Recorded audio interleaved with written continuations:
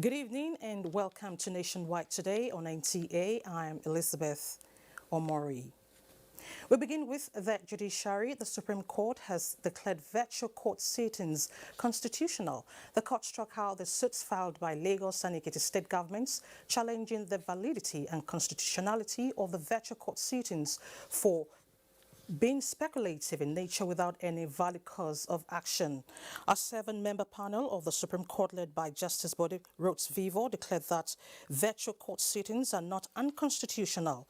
It further held that virtual court sittings are presumed to be valid and not been declared unconstitutional by the apex courts. The appeal maintained that the chief judges of the states that had issued practice direction provide for virtual sitting when convenient had the duty to enforce the directive. Meanwhile, the Supreme Court has dismissed Timi Alaibi's appeal against Bayelsa State Governor Senator Doye Diri. Still staying with the judiciary, lack of proper investigation, political interference and technicalities are major challenges in the fight against corruption in the country. Legal experts in Good Morning Nigeria stated this while discussing anti-corruption and judicial system in Nigeria. Ekemini Williams tells us more. Nigeria's judicial system faces a myriad of challenges, ranging from perceived corrupt practices by some judicial officers, political interference and slow adjudicatory system, which in turn impede the effectiveness of the judiciary's role in the anti-corruption fight. However, for legal experts like Mazia Farmer Sigwe and Eunice Ustaz Usman, senior advocate of Nigeria, who joined the program from Kaduna and Abuja, blamed the duplicated responsibilities of some anti-corruption agencies who sometimes subvert the laws in a bid to score points in the fight against corruption. There is no need for ICPC and EFCC to coexist. It's duplication of everything and spending government money on nothing. You are duplicating everything. The penal code, the criminal code, and so on can take care of all these things we are doing today. It is only if we can amend where the punishments are too low. Our problem in this country is that because we are law enforcement agencies, we take the laws into our hands. And that is why you see so many monetary judgments against the government. Because people would rather subvert the laws than obey it in the anti-corruption fight. Chief of Staff to the ICPC Chairman, Dr. Essa Onoja, expressed concern over improper application of the provisions of Administration of Criminal Justice Act in the courts and called for creation of a special anti-corruption court. There's a provision that parties in criminal cases can only be entitled to 5 adjournments. I would like to see that provision being applied with greater regularity. And I believe if it is studiously enforced by courts, the issue of delay will be minimized. We should always ask ourselves, what is the justice of the case? That is what law is looking for. Discussants suggested a review of the land procurement process and review the charge system in the country, as these are some of the avenues to advance corruption. In Abuja, Ekemini Williams, NTA News. To passage of bills now, Senate has passed a bill that seeks life imprisonment for kidnappers. The bill also seeks to redefine the concept of rape as contained in Section 357 of the Criminal Code to include males and to delete statute of limitations on defilement and increase punishment for rape and kidnap cases. Senate, through a matter of personal explanations by Senator Ibrahim Oloriegbe, Chairman, Senate Committee on Health, commended President Muhammadu Buhari and the Presidential Task Force on COVID-19 for the level of commitment in the containment process. Senator Chukwuka Utazi also, through a matter of personal explanation, harped on the need for Nigerians to encourage local manufacturers. Away from bills, Chief of the Army Staff, Lieutenant General Tukur Buratai, has approved new postings, deployments and appointments of 37 generals and 5 colonels to different formations and units in an effort to rekindle the spirit of professionalism. A statement by the Acting Director, Army Public Relations, Colonel Sagir Musa, notes that the posting is a routine exercise intended to reinvigorate the system for greater professional effectiveness and efficiency.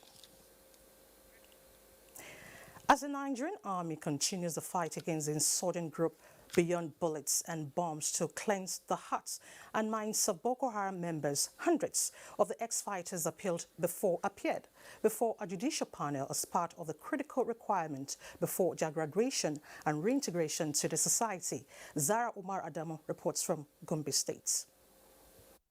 The essence of the quasi-judicial process is for the clients to appear before the panel to confess their past, denounce their membership of Boko Haram sect, and sworn oath of commitment to be loyal and obedient citizens of Nigeria, and to also make commitment to forfeit all privileges that will be accorded to them if they commit any offense. Be liable to offense against the state. So this morning, the team has constituted to be headed by the presiding judge, Gombe Federal High Court, is here. 604 clients took the oath of commitment before the 11-man panel chaired by Justice N.I. Afolabi of the Federal High Court. The quasi-judicial panel is just to ensure that they still have an allegiance and loyalty is to the Nigerian state.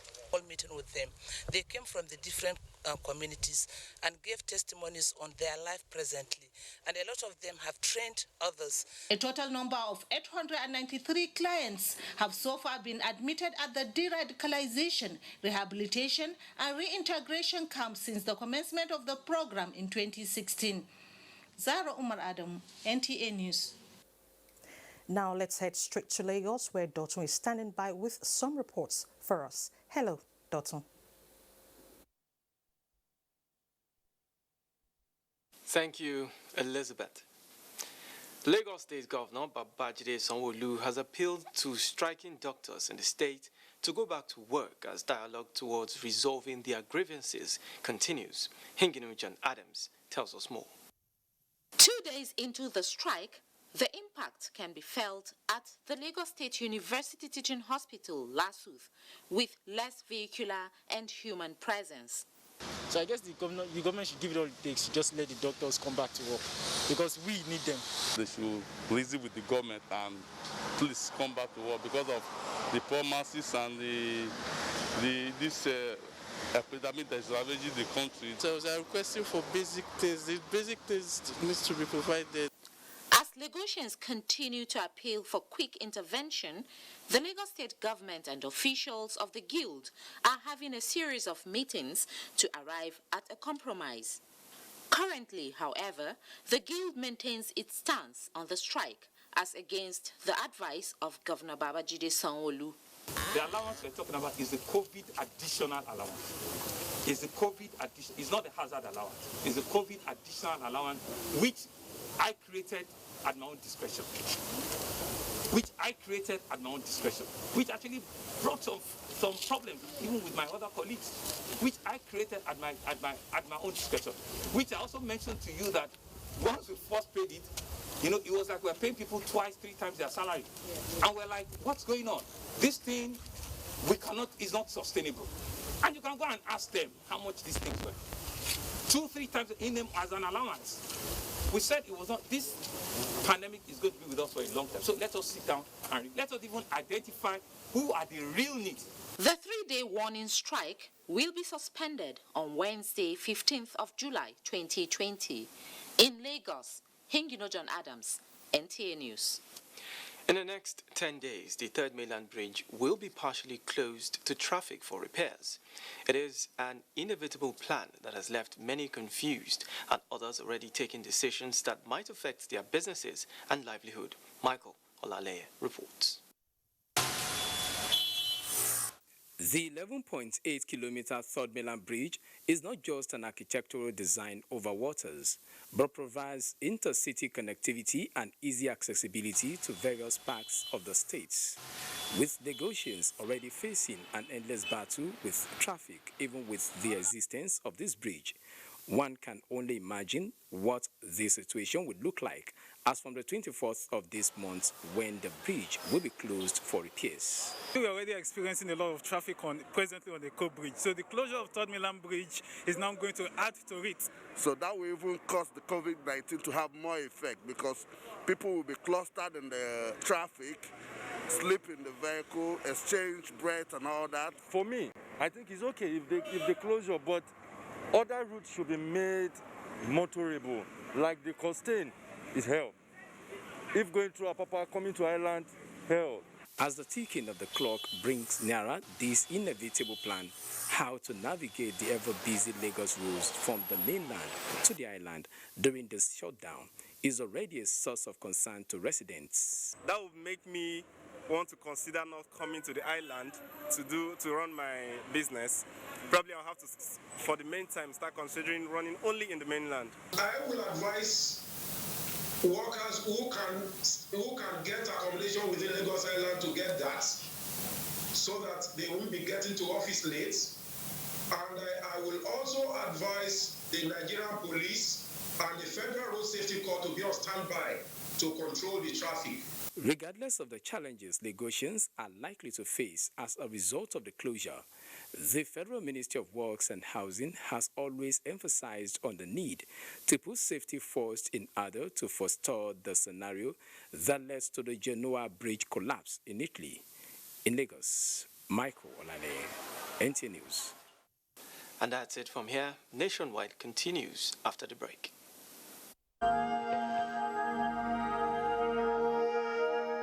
I wish to once again commend the frontline workers across the country who, on a daily basis, risk everything to ensure we win this fight.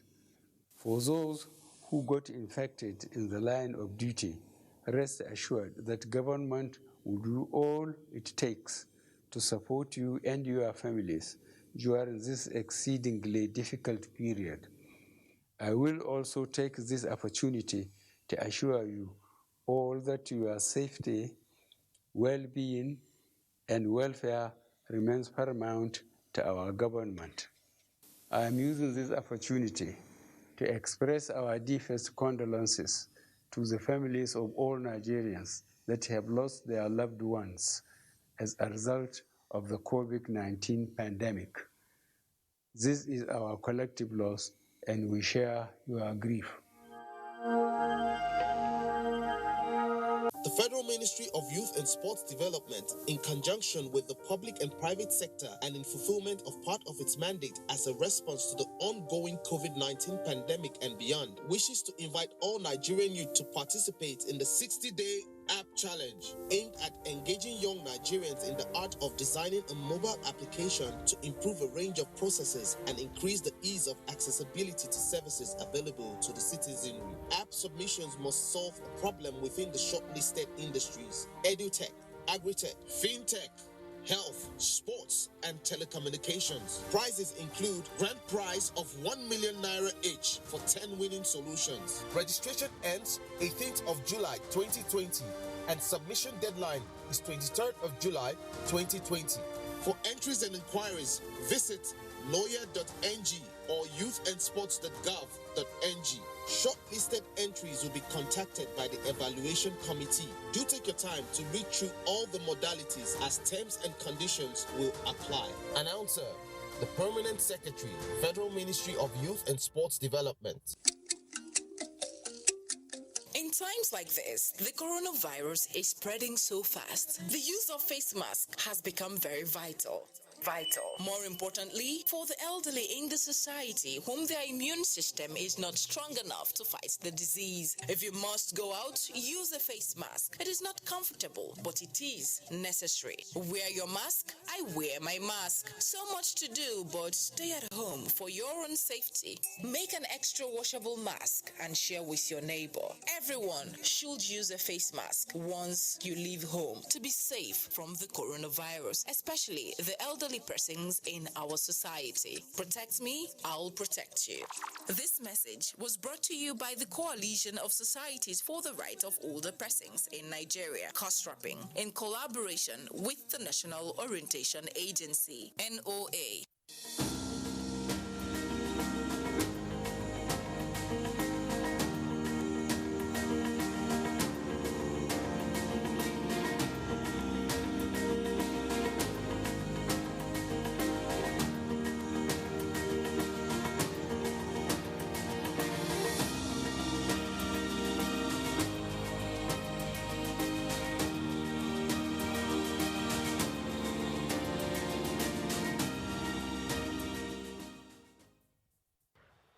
5:30 p.m. on NTA. The Premier League Live is brought to you by Access Bank and Babai Jebu.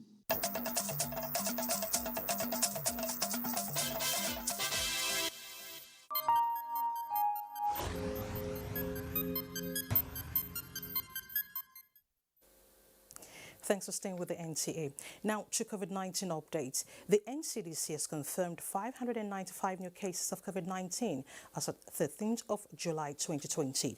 The new cases recorded from 20 states indicate that Lagos has 156, Oyo 141, FCT 99, Edo 47, Kaduna 27, Ondo 22, Rivers 20, and Osun 17. Others include Imo 13, Plateau has 10, Nasarawa and Anambra states 8 each, Kano, Benue and Borno 5 each, Ogun 4, Taraba and Gombe states 3 each, Kebbi 1 and Cross River 1. So far, Nigeria has 33,153 confirmed cases, with 13,671 discharged and 744 deaths recorded. Still on COVID-19, one of the most effective survival strategies against COVID-19 is increased sample collection from the populace. Hence, the Anambra State government is taking practical steps to ensure residents take advantage of the testing facility in the state to know their COVID-19 status. Idem Kalu reports. The governor, in a state broadcast to update citizens on progress made so far, appealed to the traditional rulers, church and opinion leaders to assist the state in creating more awareness on the need for people to go for tests, as it is the only way to erase all doubts and ensure early detection and treatment. He announced that COVID-19 testing laboratory set up at the Chukwuemeka Odumegwu Ojukwu University Teaching Hospital, Amako, is presently in operation. It has come to my knowledge that our level of alertness on COVID-19 has started dropping. We must not willfully invite trouble to ourselves. Governor Obiano warned against fake COVID-19 task force operators in the state. Greater vigilance is expected from all and sundry. From Onitsha, Ndem Kalo, NTA News.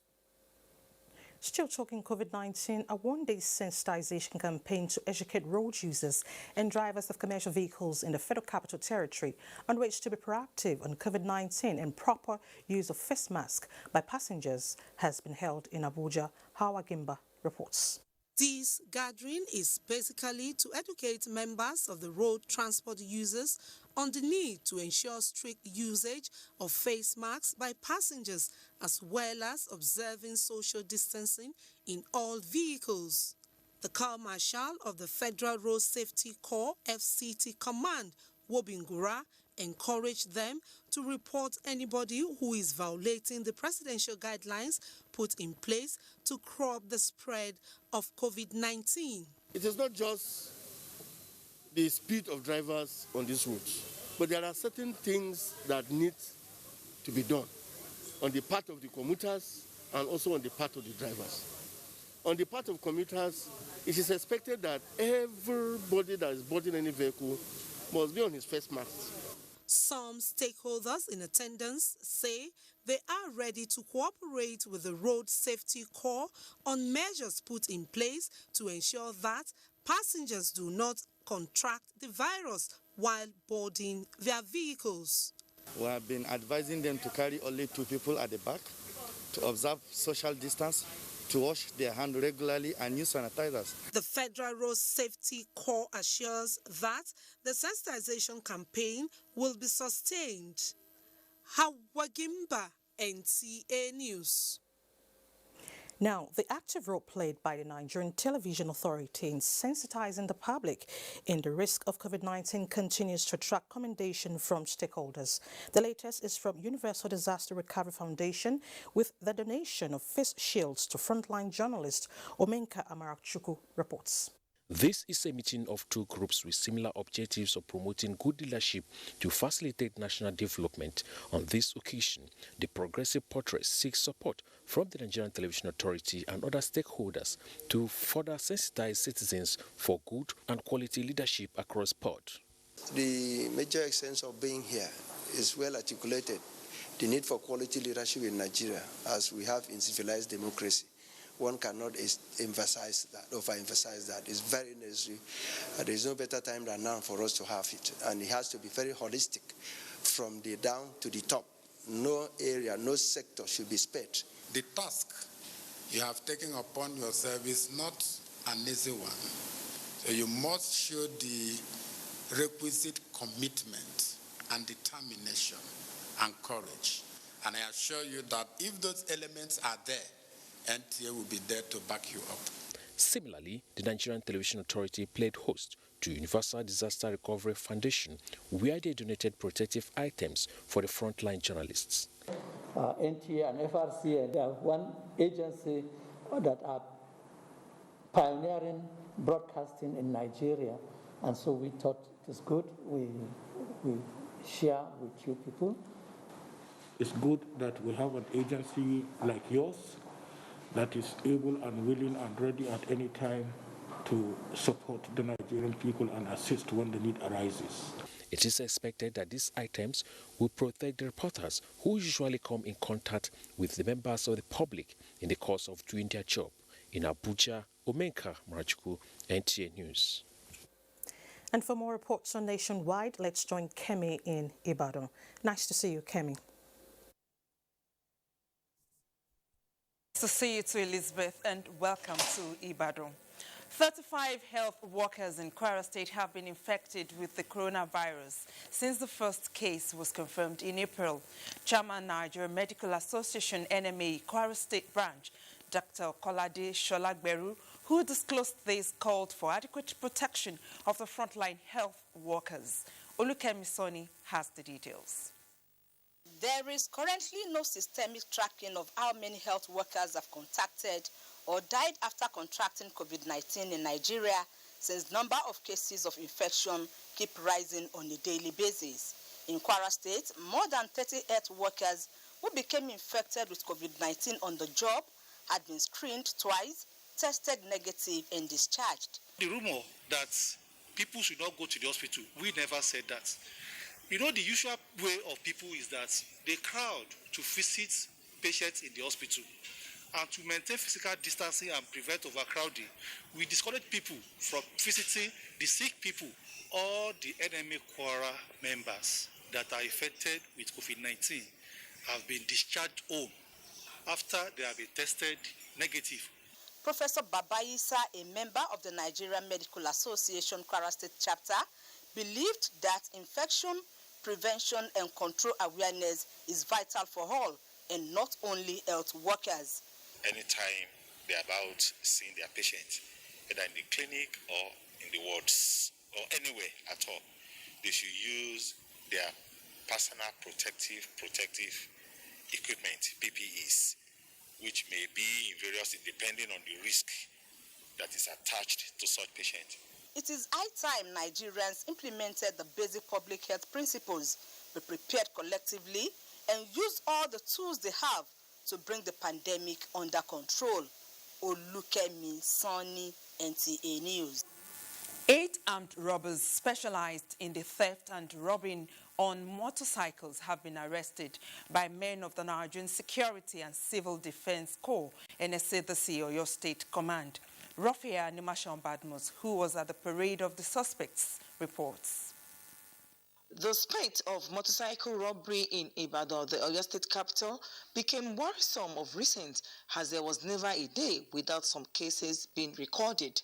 The arrest of one of the suspects, however, seems to be the breakthrough which security agents needed, as that led to the arrest of 8 others. The suspects were discovered to have a location where motorcycles stolen at gunpoint are taken through a network for onward transportation to the northern part of the country. The state commandant of the Nigerian Security and Civil Defense Corps alleged that the first suspect had collaborated with another who snatched a motorcycle at gunpoint from a rider before falling off. This suspect, we found with them locally made gun, 6 handsets, and then cutlasses with their telephone. So, and then 3 handsets we apprehended with it. Then we also impounded the 3 motorcycles. While assuring that further investigation will be carried out, the commandant promised that the suspect will appear in court soon. In Ibadan, Rofia Animation Badmos, NTA News. And that's it from Ibadan. It's back to you, Elizabeth. Thank you so much, Kemi. Now to abuse and trafficking. Abia State Command of the Nigeria Security and Civil Defense Corps has paraded 2 suspects for alleged child trafficking and abuse in Umuahia, Abia State. Steve Lona Onuakolo reports that the 2 victims were taken away from their homes under the pretext that they would be offered formal education. The first suspect, Ozioma Uchenna Eke, she got her victim, 13-year-old Faith Francis, from Benue State, under a suspicious arrangement on the pretext that she would train her in school, but ended up maltreating the child. The victim was treated by her brother, Tahir Asimazu, who gave her to Mrs. Ozioma on the pretext that she would be trained in formal education. There was unfortunately turned into a slave on arrival at Umuahia. She steals, she lies, she does so many things. She used to put pepper inside my nyash. The second suspect, Nkemakolam Akabogu, was arrested for abuse of 12-year Somtochukwu Ezekiel, whom he got from Onitsha in Anambra State. Under the guise of giving the child a formal education, he was alleged to have forced his victim to hawk and sell pure water. Commandant of NLCDC Abia State, Nnamdi Nwanuku, who pledged the command's readiness to ensure the protection of the Nigerian child against all forms of abuse, said the suspect and their victims will be handed over to the National Agency for the Prohibition of Trafficking in Persons, NAPTIP. In Umuahia, Steve Lonai, Mwaokolo, NTA News. In line with the principle of separation of power, the House of Representatives is to strengthen the Legislative Houses Act by way of amendment. This is in response to what it calls unnecessary seeking to truncate legislative process. While debating the bill sponsored by Representative Hassan Fulata, House members cited instances where individuals or groups file cases in courts in an attempt to stop the National Assembly from performing its functions. Such actions go against the principle of separation of power guaranteed by the Constitution. The bill passed second reading and was referred to House Committee of Justice for further legislative action. Following a matter of urgent importance raised by House Chief Whip Mohammed Tahir Mongono, the House resolved to investigate the purported voluntary resignation of more than 365 soldiers from the Nigerian Army. And in other news, the Controller General of the Nigeria Customs Service, Hamid Ali, says he will remain focused on the ongoing reforms towards achieving effective service delivery. This was part of his submissions to the House of Representatives Committee on Customs during an oversight. National Assembly correspondent Abdullahi Aminu reports. Briefing was the commencement of the oversight on the activities of the Nigeria Customs Service. Controller General Hamid Ali expressed readiness to continue working hand in hand with the legislature with a view to meeting the requirements of the service. Coming from outside and looking into what we do will give us the impetus to be able to learn those areas which we have probably neglected. We are going to step down these documents, so now we are going home to study them. The committee members frowned at the level of construction project of the Nigeria Customs Service headquarters that has been on for about 15 years. If that deadline is not met, then whatever happened to you people, you should blame yourselves. Also visited by the committee are the air wing of the Nigeria Customs at Abuja Airport and its training and doctrine command in Gwagwalada. Committee Chairman Yuguda Hassan Kila commended the Air Border Patrol to track smugglers, an accommodation project for personnel on training. In Abuja, Abdullahi Aminu, NTA News. Now, to political matters, the National Working Committee of the People's Democratic Party has constituted its local government area congresses electoral committee. A statement from the party's National Organizing Secretary, Austin Akubundu, says the committee is mandated to elect one national delegate and one person living with disability in each of the 18 local government areas for the upcoming 2020 governorship election in Ondo State. Senator Ike Ekweremadu is chairman of the five-man electoral committee, while members include Princess Bolanle Ogundiran, Alhaji Ako Idoko, and Senator Obina Ogba. Alhaji Aminu Saliu Yakudima is the committee's secretary. Let's take another break on Nationwide. We'll be right back. The number of the COVID-19 cases in Nigeria is increasing daily, with many more tests ongoing.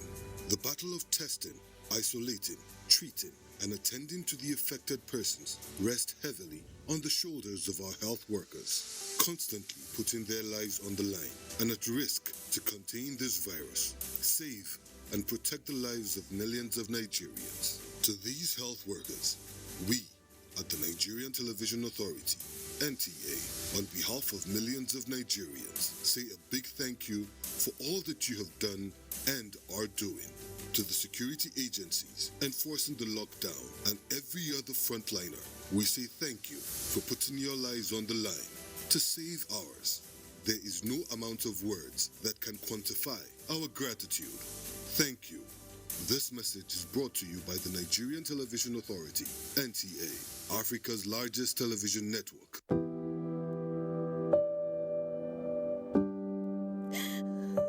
She cried.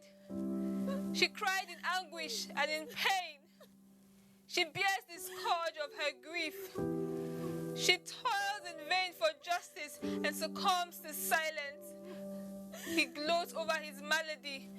Like a beast, he pounces with no remorse. Her cry meant nothing. Her pain feeds her shame. Like an orphan, she is left to grieve in solitude. But no more will she cry in vain. Her adversaries will henceforth bear the brunt of their bestiality. Rape is evil. Rape is a plague, a pandemic of monumental consequences. We must unite and kick it out of our society. Connect with NTA and stand against rape and rapists. This message is brought to you by the Nigerian Television Authority, NTA. Shabi, you still come back to this house? Yeah, so you cannot even support your husband, eh? Support who? I thought you said men are the head of the family. How to get here? Allah, how to get here? Feminism is all about equal right and opportunity for women. Settle your matter in your home. You can't keep comparing Agatha and Uchechi. Agatha is Agatha. Uchechi is Uchechi. From 5:30 p.m. on NTA. The Premier League Live is brought to you by Access Bank and Babai Jebu.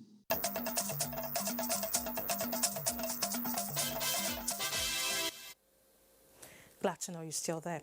Now let's shift attention to agriculture. Yobe State government has again demonstrated another commitment towards taking agriculture to the next level as Governor Maimala Bone launched the sale of fertilizers and distribution of 103 tractor units targeting small and large-scale farmers across 17 local government areas of the state for the 2020 cropping season. Yunusa Sulaiman tells us more. The launching of sales of 7,500 metric tons of NPK fertilizer at subsidized rate and the distribution of improved seeds as well as 130 tractors as loans for the 2020 cropping season by Governor Maimala Bone were meant to encourage youth to engage in agricultural activities. We never seen this kind of thing until this tenure, and we thank them and we thank God for that. And this agriculture will help most of us, graduate like us, as part of empowerment, because farming is life.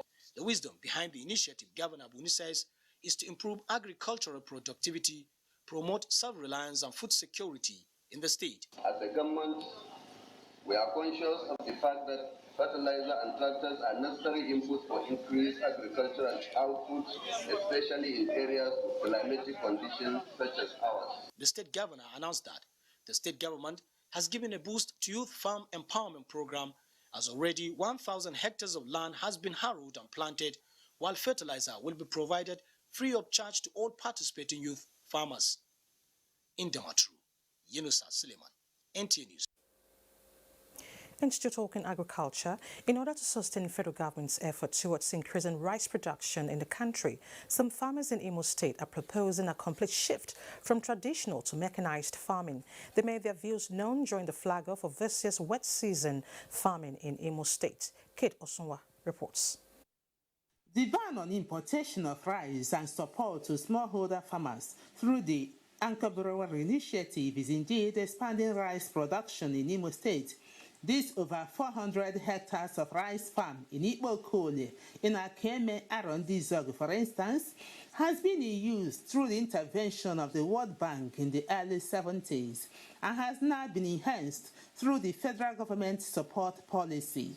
Residents of the area are of the opinion that preparation of areas yet to be harnessed will increase the capacity of both existing and intending rice farmers in the state. Federal government have done a lot. The only thing I can do is to get in an off-taker that can come in with money too, to pay that 50%, at least 30% for the workers. We will tend to achieve more yield so that we'll move out from the normal to an advanced, more advanced method of farming. While launching the 2020 wet season rice farming in Imo State, CBN representative Iya Ikobe assures farmers of continued support for economic boom. Rice farmers in Arondizog, they are all doing wonderfully well. With the distribution of these rice farming inputs, if well utilized, a hectare of land is expected to yield up to 50 bags of rice. Inowere Kate Osunwa, NTA News. And still staying with rice production, the federal government's policy towards food security through the Anchor Borrow scheme of the Central Bank of Nigeria in rice production is yielding positive results in Taraba State. This followed the sales of over 26,000 bags of rice stocked up from last year's dry season farming. Joseph Zanagambo reports. The Rice Farmers Association of Nigeria, RIFAN, is among several groups that benefited from the Anchor Borrower scheme of the Central Bank of Nigeria. This policy has yielded positive results in Taraba State with the sales of over 26,000 bags of rice to millers and individuals at a subsidized rate of 11,000 naira per bag. The advert of this umbrella of rice production is very commendable in terms of acceptability, reliability, support, and success it has recorded, which has not only given assurance to its members, but greatly improved rice production in the country. What farmers in the state require is a necessary tool for them to boost production. This is the first time a paddy that has been aggregated in a state were allowed to be sold to local millers and individuals in the state. This rice will be processed here locally in Taraba and sold to Tarabians. For the program to be sustained, stakeholders have re-echoed the need for timely repayment of loans by beneficiaries. In Jalingo, Joseph Zanagambo, NTA News. Taraba tapping now as the rainy season intensifies in the south part of the country. Dealers of rubber accessories, especially footwears, are experiencing a boom in the business as the demand for these accessories are high. Evelyn Badu Epo, who visited a rubber accessories section of Akpan and the market in Oyo, reports that rubber footwears is now a lucrative venture. Rubber accessories, including footwears, tarpaulin, shower caps, among other items, are in high demand as the rainy season has made it a compulsory need to enable people get to their various locations with ease. Timothy Onyedikachi, a rubber shoe dealer who has been in the trade for just 2 years, has good testimonies that can encourage any business enthusiast. I combine the profits and the capital together into the business. I just do a kind of turnover, just to make sure the business grow. I want to see the business grow. Apart from making retail sales, he says he makes quite a lot of sales daily lately as a result of the high demand for footwears to cope with the rainy season. Other dealers also attest to this profit-making venture on daily basis. But I make sales. Today I've sold up to 30,000. Wholesale and retail, make sales. It will be 18,500 naira. 18,500? Yes, there's the one that we sell almost 20,000. There's the one we are selling 24,000. Depend on the quality and depend on the size of the day. These footwears often come in different shapes and sizes. I want to come and buy a rubber shoe for the rainy season. This is dozen price. They always sell it for dozen price. The rubber accessory dealers also encourage young men and women to venture into the trade as it is very lucrative. Whatever you have in your hand is enough. The important thing is start. For those in search of business as a means of livelihood, rubber accessory business might just be a way to your financial freedom. In Uyo, Evelyn Badu Ekpo, NTA News. Away from rubber production, Nigeria has presented a second voluntary national review on the implementation of the Sustainable Development Goals to the United Nations High-Level Political Forum. The Senior Special Assistant to the President on SDGs, Princess Adejoke Orelokpe Adefulere, said the content of Nigeria's presentation is in 7 areas of priorities. Olusheye Adiagbo reports. It's been 4 years since Nigeria domesticated 17 Sustainable Development Goals, SDGs, in addition to prioritizing areas of need. Implementing UN member countries are expected to present voluntary national review at the Economic and Social Council ECOSOC High-Level Political Forum held every year. This year, Nigeria joined 44 other countries, including Kenya, to present a second voluntary national review on the implementation of the SDGs. Senior Special Assistant to the President on SDGs, Adejoke Orelokpe Adefulere, presented Nigeria's progress report at the second panel session held online for the first time because of COVID-19. Nigerian 2020 Voluntary National Review on Sustainable Development Goals focuses on key issues of poverty, inclusive economy, health and well-being, gender equality, enabling environment, peace and security, and partnership for the goals.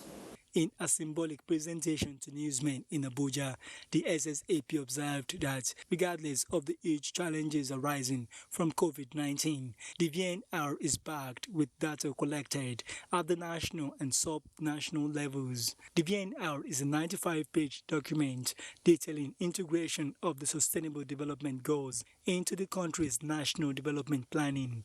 In Abuja, Olusheye Adiagbo, NTA News. If you just joined us, this is Nationwide on the network service of the NTA. Let's now join Zulay in Kaduna for more reports. Hello, Zulay.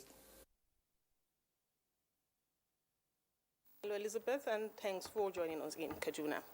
The Presidential Fertilizer Initiative is set to prosecute suspects arrested for adulterating fertilizer and selling to farmers in several northwestern states of Nigeria.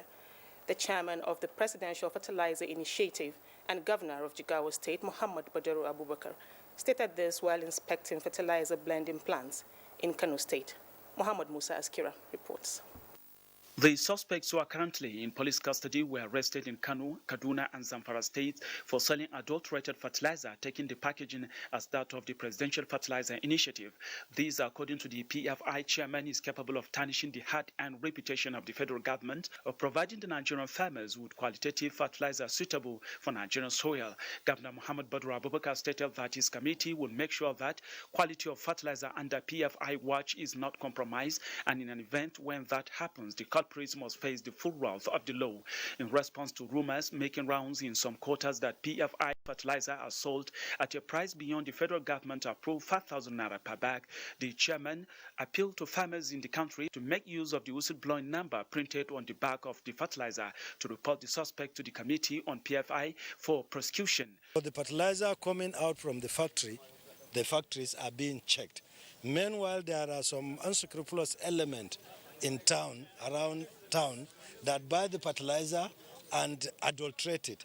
And we are working very, very hard to get them arrested. Now we already have 3 sets of group already with the police, and we will not let them go for free. We will make sure they have enjoyed the rights of the government, because adulterating fertilizer is just sabotage to the national economy. Governor Muhammad Badru Abubakar inspected Kano Agricultural Supply Company Casco Fertilizer Blending Plant at Bompai and Nagari Blending Plant in Madobi town of Kano State, where he expressed his satisfaction over the quality and quantity of fertilizer produced per day, which he described as more than enough for the needs of farmers in the three states. Muhammad Musa Askira, NTA News. More than 5,000 vulnerable households in Kubau local government area of Kaduna State have benefited from the conditional cash transfer program of the federal government, which aims at providing relief to the poor amidst coronavirus pandemic. Muhammad Abdullahi reports that each beneficiary goes home with 10,000 naira for the months of May and June. Mariam Ahmadu, Aisha Garba, and Hulir Munkaila, like thousands of other vulnerable members of the less privileged communities, the present administration of Muhammad Buhari has fulfilled one of its campaign promises of alleviating poverty. This is because the conditional cash transfer program has continued to dole out 5,000 naira monthly stipends to them. Thank you very, very much. Yeah. Before I became part of the beneficiaries, I was doing nothing. But now I am into different kind of businesses, like cattle rearing, among others. Since inception in 2016, the program has benefited millions of vulnerable people across the nation. Hawa Abdul Razak is the unit head of conditional cash transfer program in Kaduna State. Most of our beneficiaries have been engaged in different skills. They have formed cooperative groups and they are into different skills in the state. The conditional cash transfer program, if sustained, observers say will continue to improve the living standards of millions of households in the country. In Kaduna, Abdullah Muhammad, NTA News. And as part of measures to complement federal government's effort in the fight against COVID-19 pandemic and the challenges of insecurity in the country, Katsina State government has organized special prayer session to seek God's intervention to bring the situation to an end. Shehu Adamu reports that such move by the state government also encouraged the youths in the youth organizations to embark on similar gesture. The report. Katsina State is among the four northwestern states of Zamfara, Sokoto, and Kaduna being affected by the resurgence of insecurity in the country, while Katsina local government area has fallen to the 11 local government areas with the highest number of people infected with the coronavirus pandemic. However, as federal government renewed strategies to fighting the two evils, Governor Aminu Bello Masari said there is no better way to complement such commitment than to go spiritual and abide by the let-down protocols. The governor explained that similar gesture is expected to be extended to churches across Katsina State and called on individuals to intensify prayers as the Nigerian Army commenced Sahel sanity exercise to rid the four northwestern states of armed banditry activities. Meanwhile, a coalition of concerned youth organizations in Katsina organized a similar session seeking God's intervention against COVID-19 and any form of insecurity in Katsina and the country at large.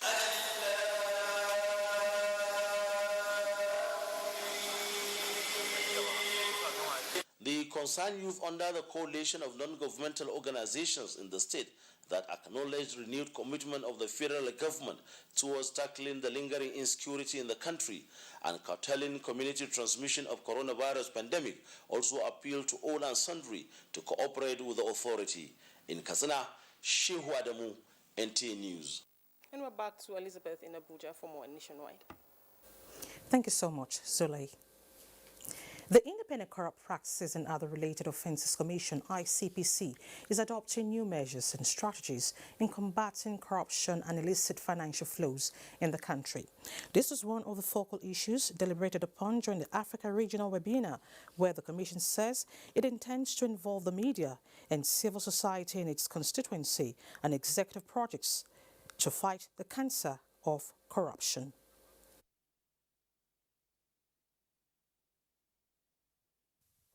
We have revised and upscaled the deployment of the ethics and compliance cost scorecard. On NDAs, from 20 deployed in 2016, we deployed 280 in 2019, and we hope to attain a figure of 350 in 2020. We all need to take responsibility for the fight against corruption, as we have taken responsibility against infection of COVID-19. COVID-19 kills, but corruption kills even more. ICPC alone cannot fight corruption. We all must be involved. It's not going to get easier by the day. As a matter of fact, it will get more difficult by the day.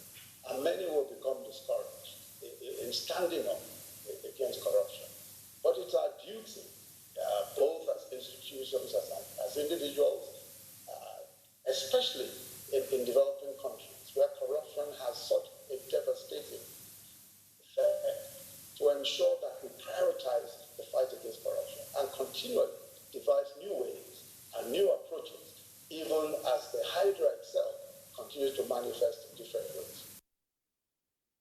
The webinar is part of activities celebrating the 20th anniversary of ICPC.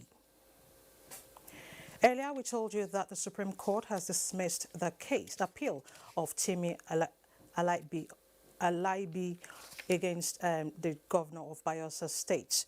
The Supreme Court, in a motion on the platform of the People's Democratic Party in Bayelsa State, Timi Alaibi challenged the emergence of Governor Duoyediri as the party's candidate in last year's governorship elections. Timi Alaibi challenged the participation of 2 delegates who voted in the primary election that produced Governor Diri. Delivering the judgment, the 5-man panel of justice of the Apex Court, led by Justice Olabode Rhodes Vivo, dismissed the appeal on the grounds that the appeal could not be categorized as a pre-election matter. As such, the Apex Court could entertain the suit before it is an internal party affair which the court lacks the jurisdiction to entertain. Counsel to Timi Alaibi Ifedayo Adedipe SN withdrew the appeal after the panel of justices pointed its attention to the facts of the matter. For the primary election to be nullified, asked for a fresh election, and now at the Supreme Court, he has made a complete U-turn from his case at the trial court to ask that he should be declared the winner of a primary election that he asked to be nullified. Now to sports. Newcastle versus Tottenham live on the NTA Sports 24 on Wednesday. Tamara